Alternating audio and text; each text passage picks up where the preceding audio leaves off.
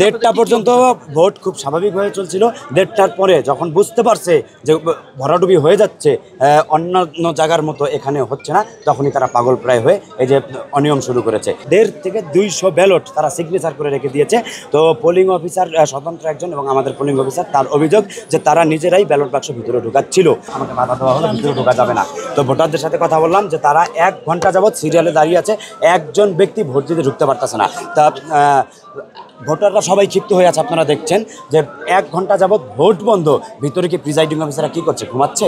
অবশ্যই কোনো না কোনো অন্যায় করছে। তা আমি দেখতে পাচ্ছি যে ভিতরে এখন ঢুকছে, মানে এখন দেখতে পাচ্ছেন, এখন তো এই যে প্রত্যেকটা শিক্ষার্থী ক্ষেত্রে এখনো ঢুকাচ্ছে না, দেখতে পাচ্ছেন না? দেখেন, আপনারা দেখেন ভিতরে কার আছে।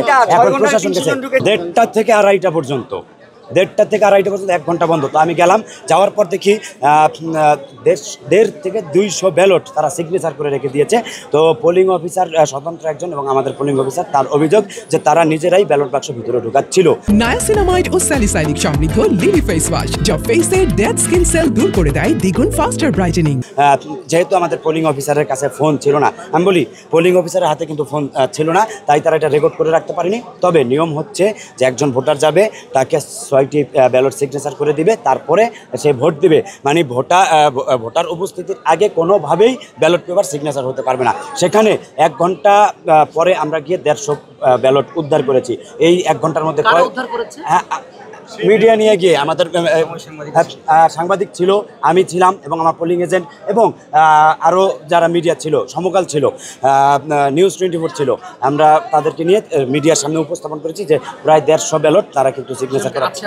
হ্যাঁ, সমকালে আছে, এই আছে, কই আমাদের পোলিং এজেন্ট ভিতরে আছে, ওর কাছে আছে। 1:30 পর্যন্ত ভোট খুব স্বাভাবিকভাবে চলছিল।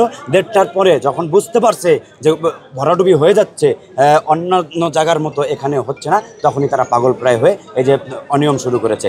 প্রক্টর স্যারকে ডেকেছি, তারা ভোট গ্রহণ দেখছে।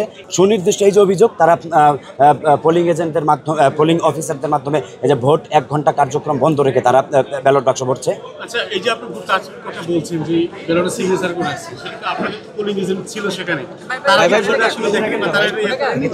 দেখেই তো অভিযোগটা জানাইছে। তাদেরকে তো দরজা বন্ধ করে, ভোটার না ঢুকতে দিয়ে তাদেরকে আবদ্ধ করে এই কাজ করা হয়েছে।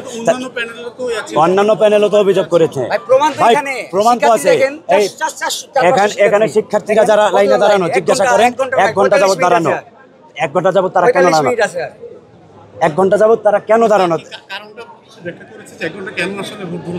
তারা কোনো ব্যাখ্যা করেননি। তারা বলছে অসুবিধা, কি অসুবিধা তা বলেনি।